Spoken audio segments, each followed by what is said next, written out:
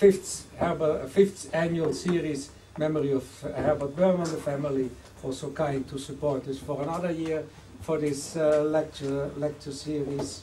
As I already announced when we opened Changing Jewish Communities, we have produced a number of new post-Holocaust anti-Semitism essays. You find them there as usual in the standard.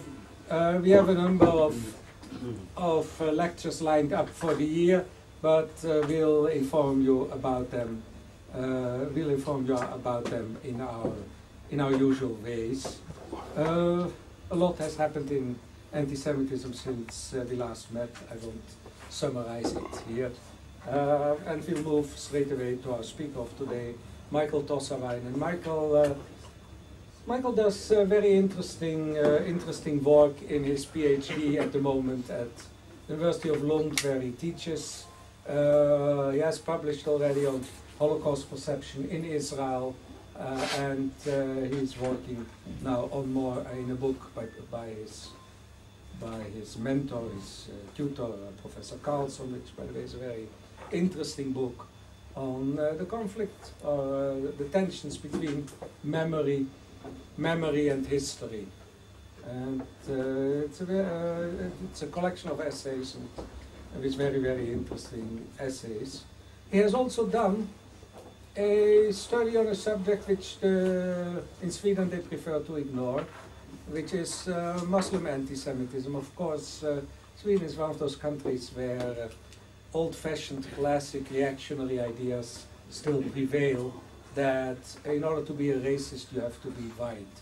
And then you thus ignore the idea that colored racists sometimes are far more racist, far more violent than most white racists. So Mikael also teaches modern Hebrew at Lund University, and I just give him the floor and hear what he has to tell us.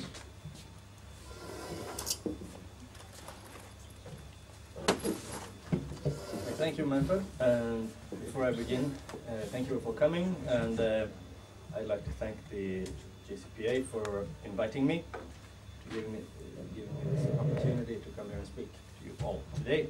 Can everybody hear me? Yes, very good.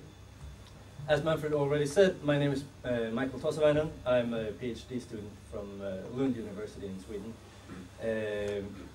Shortly in the spring, I'm finishing my dissertation on the Holocaust and Israeli historical culture. And as Manfred also said, I'm doing it within a larger research project in Sweden called the Holocaust in European Historical Culture, led by Professor Claes-Göran Karlsson of Lund and funded by the National Bank of Sweden and one of their research funds. We started this project 5 years ago, and so far we've published 2 books. In 2003 we published this book that was mentioned earlier called Echoes of the Holocaust, dealing with the perception of the Holocaust in a number of European countries over the last 20, 30 years or so. And this winter only we published a second book called Holocaust Heritage. And there's another book in the pipeline due to be published early this spring, this coming spring. But that's not what I'm here to talk about principally today. I've also done research for the Swedish Committee Against Anti-Semitism, which was also mentioned here earlier. This is an organization which is non-political and non-denominational. It was founded in 1983 in Sweden, and it's a rather small organization, but very active. I've done research for them on the topic of anti-Semitism among Muslims and Arabs in Sweden. A topic which, until that point, was basically unresearched in Sweden. There was really nothing done on it, and basically it wasn't talked about at all, not even in public discourse. Although the committee and the Jewish communities in Sweden knew it to be a problem, and they wanted something done on it. So that's why I was contacted, and that's why I took some time off from my PhD studies to deal with that particular issue. I don't think that I'll go into any detailed history of anti-Semitism among Arabs and Muslims, because first of all, I think it's fairly known, and also we're kind of short of time here. I'll just sketch a brief background. Traditionally, within Islam, one could say that there has been a more relaxed relationship to the Jewish communities, certainly compared to what's been the case in Christian Europe, for instance, or the rest of the Christian world over the centuries. Traditionally, Jews were seen as a vanquished people, and as long as they knew their place, so to speak, and knew that they were dhimmis, protected people among the Muslims, and that they were on a lower level than the Muslim communities, they were basically left to themselves, and they weren't really seen as a big threat to Islam. This in stark comparison to the Christian view, where the Jew, in theological terms, were given the identity of the devil almost, because he killed God, and therefore the Jewish people is cursed. And so the Jews had a much more central position in Christianity and Christian theology than it traditionally has had in Muslim theology. However, the situation started to change in the 19th century, basically, due to European influence in the Middle East. When France and Britain and other colonial powers reached this area, they also brought with them not only ideas of education and healthcare and so forth, but also secular racist ideas and anti-Semitism. These were ideas that were, first of all, picked up by the Christian Muslim community, but also spread to the larger majority Muslim community in the Arab world. And the situation became very different only after World War II, when, in the wake of the Holocaust, anti-Semitism really became a taboo in all of the Western world. It was something that one could no longer say that one was an anti-Semite in public in Europe and in America. It was looked down upon. However, that kind of taboo, that kind of stigma, never really stuck to anti-Semitism in the Arab world and the Muslim world in general. Rather, the opposite was true. And as things developed here in the Middle East, with the establishment of the State of Israel, Jews more and more came to occupy a central position in the worldview of radical Muslims, where it almost took on the position the Jews had had in the Christian world in the Middle Ages and before secularization of Europe, where the Jews or Israel almost became the source of all evil, and this relaxed earlier attitude that one had had to the vanquished Jewish people no longer was upheld. This was for quite a few years a problem that was limited to the Middle East, but with the migration of Arabs and Muslims back to Europe, these ideas have returned to Europe in the last decades. And this is a trend that's been strengthened also, not only by immigration, but by the new globalized media situation that we have in the world today, where immigrant communities all over Europe can still be in touch with their original communities all over the Middle East, North Africa, and so forth, and take part of the discourse there, of which anti-Semitism is a not marginal part, I would say. Now, as for the situation in Sweden, as you all know, Sweden never had an extra-European empire, so Muslim immigration to Sweden was really very limited for a long period of time. It's only really in the last 3 decades or so that one could start to talk about any significant number of Muslims living in Sweden. And today you can find them in most major population centers in southern and the middle parts of Sweden. Although principally they're focused on the three largest cities, which are Stockholm, Gothenburg, and Malmö. Stockholm has a million inhabitants. Gothenburg has 500,000, and Malmö has about 250,000 Swedes, that is. The Muslim community is still, the Swedish population as a whole is about 9 million people. The Muslim population is still comparatively small compared to other European countries, but it's growing, and it's growing fast. Today, I've seen estimations that about 1/3 of the population of Malmö, the city where I come from, is Muslim. And this is something that's happened only over the last 20 years or so, 25, 30 years. This means that culture prevalent in the Muslim and Arab community in Sweden is of growing significance for Swedish society in general. Something that's not, on general, this is not generally accepted in Sweden. As in most other European countries, the Muslims and Arabs are marginalized also in Sweden. They have a very weak public voice, and they are only asked to talk if they're asked to comment on Muslim or Arab issues, so to speak. There are very few integrated Muslims or Arabs in Swedish society. There are very few. There are a few politicians, a few journalists, but compared to their number in the population, they're underrepresented, dramatically underrepresented.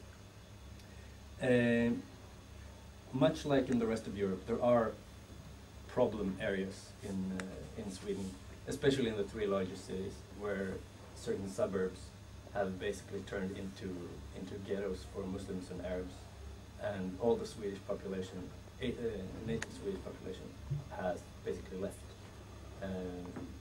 Very, very few Swedes left.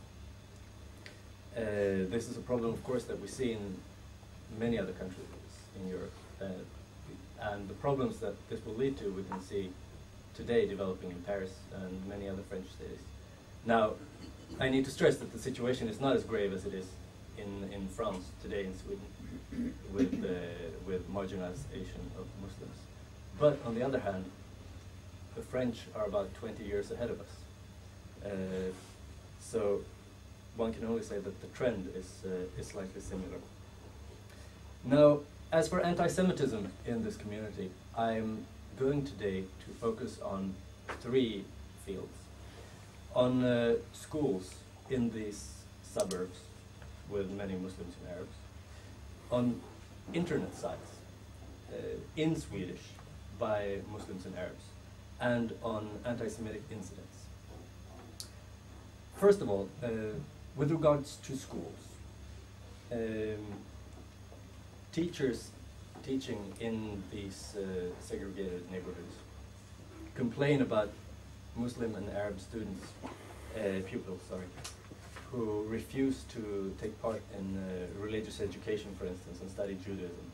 In Sweden, religion is a compulsory subject in elementary school. Everybody has to take courses on religions of the world. However, there is a pattern of some pupils of Middle Eastern background who refuse to take part in Judaism classes. And so they either don't show up at all to these classes, or if they do, they sabotage the classes in different ways.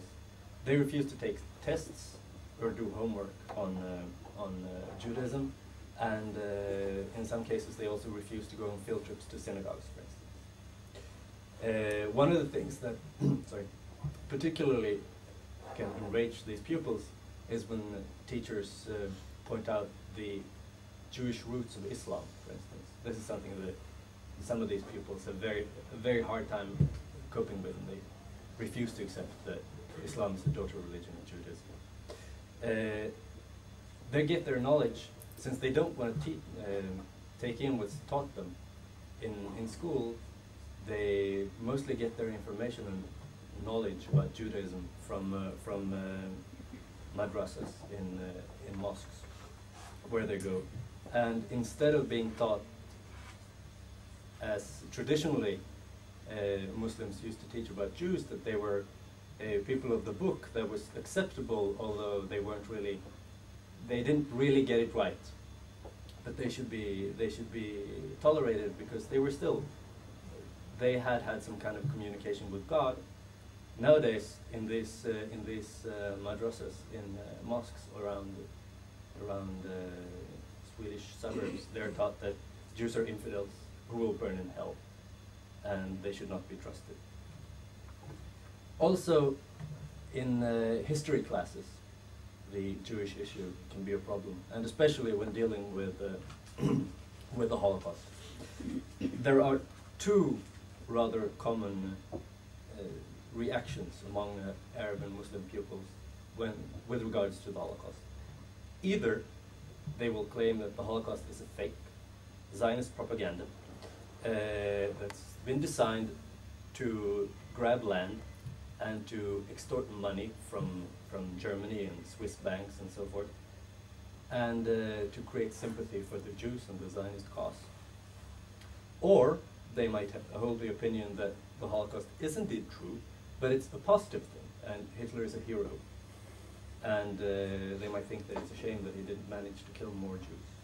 Sometimes there are even some pupils that will hold both of these views simultaneously, claiming that Hitler did a good thing, but he didn't manage to kill so many Jews, so, and then the Israelis or the Zionists or whatever are using it and blowing it all out of proportion just to gain favors.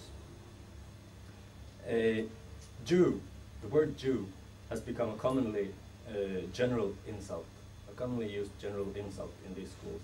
Instead of saying schmuck or moron or whatever the teenagers say to each other, they call each other Jews. And the few Jewish teachers who still teach in these schools report that they either have to conceal their Jewish identity or that they meet a lot of aggression from some pupils. Also, these pupils tend to mix up categories such as Jew, Israeli, and Zionist. It's all one and the same to them. And one last thing concerning schools is that many teachers teaching in these schools report a frustration about an unwillingness on the part of the principals of these schools to deal with the problem. And I'll return to the policy of non-dealing with this problem a little later. As for the internet, one can say that the most famous case of anti-Semitic Muslim anti-Semitism in Sweden on the internet today is Radio Islam. Some of you, quite a lot of you, probably know about this radio station. It was a local radio station in the 1980s in Sweden, led by a man called Ahmed Rami, a Moroccan, if I'm not mistaken, a Swede of Moroccan extraction, who used this forum, local radio, to spread anti-Semitism that was basically right-wing and Nazi in its tone and in its content. He was convicted of hate crimes in 1989, and since then he's no longer allowed to broadcast on Swedish radio. However, he still has a web page, and so he's published his anti-Semitic diatribes on the internet, and he continues to do so. As a matter of fact, he was featured on Al Manar, the Hezbollah TV station, only during Ramadan now, when he was, interestingly enough, he was on a talk show, and he was so anti-Jewish and so extreme in his anti-Semitism that the Hezbollah employee, this talk show host, actually had to ask him to tone it down a bit. He thought that he was being extreme and exaggerating the position of and the malice of the Jews, just to give you a feel of the content of this page. There are many other sites, by Muslims, Swedish Muslims on the internet, dealing with the Jewish issue or Judaism or Israel in different ways. I mean, at least in different quantities.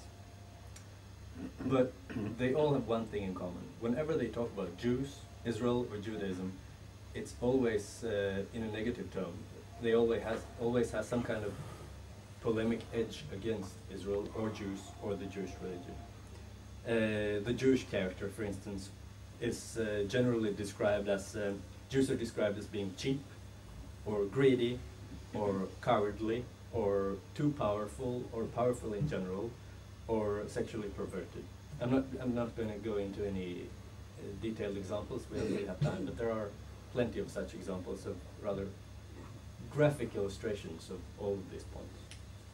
Judaism is described as a crass, materialistic, and unethical religion, basically some form of magic, where Jews, through their rabbis, think that they can control God and make him do all kinds of things and create favors for the Jewish people, which obviously has the effect of bringing Judaism down from being a legitimate book religion, so to speak, to being something that polytheists or magicians and so forth would, their kind of religion. It's a delegitimizing process of Judaism as a religion. Also, another component on these homepages that's very common is the idea of the Jewish world conspiracy. This is a known phenomenon, and I mean, you all know about it. It's not limited to Arabs and Muslims, and it's not limited to Sweden. However, it has a Swedish branch, so to speak. It also exists in Sweden among these Muslims and Arabs. They talk about the Jewish power over the media, the Jewish power over the parliament, the Jewish power over the financial market, Jewish power over this or that. In this field, it's very easy also to see that these Arab and Muslim anti-Semites have been drinking out of the Nazi well. Not only thematically, but also when you look at the actual content of these pages, because there is a so-called Jew list that appears on some of these sites, which is basically, it's supposed to be proof of the existence of a Swedish branch of the Jewish world conspiracy, and this proof is a long list of public figures who are Jews or who are accused of being Jews. Not all of them are Jews. And it's a very, very long list, hundreds of names. And it's easy to see that this is a connection to the Nazi discourse in Sweden, because the list is copied from similar right-wing and Nazi homepages. In fact, the list itself was started a generation or so ago with the listing of prominent Jews in Swedish society already in the 50s and 60s. And the first entries on this list, there are people that have been dead for decades already, and they're just adding new names to it. And it's identical on these Arab and Muslim homepages and on Nazi homepages. As for anti-Semitic incidents in Sweden, they are most common in the three major cities. Not surprisingly, because that's where most of the Arabs and Muslims live, but also that's where most of the Jews in Sweden live, and especially those Jews who identify as Jews. And that's where the principal Jewish communities are.